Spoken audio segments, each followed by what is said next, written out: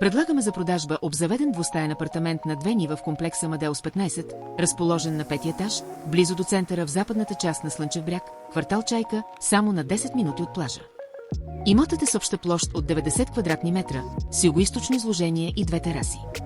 Жилището включва всекидневна страпезария, оборудван кухненски кът, спалня и стилно ремонтирана баня с душзона.